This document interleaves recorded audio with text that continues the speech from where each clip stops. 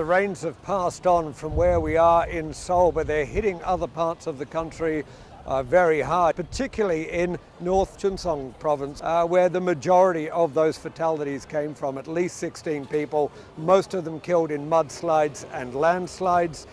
Lots of evacuations across the country. You mentioned that dam that is overspilling, but also rivers have been overspilling.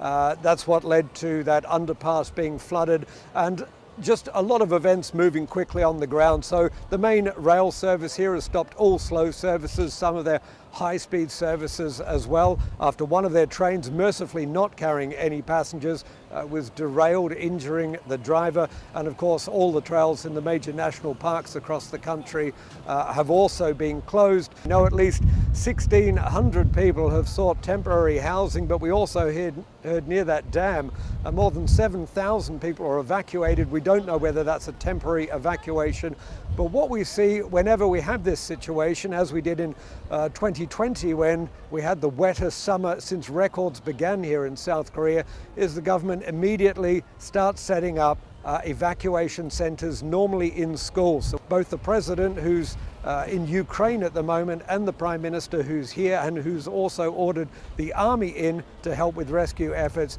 have really said pulling out all the stops, putting in a full effort in making sure the people who need to be evacuated are looked after, and the people that should be evacuated, are taken away from those areas that are particularly at risk. And that's of course areas not just for flooding, but for mudslides and the rock slides as well.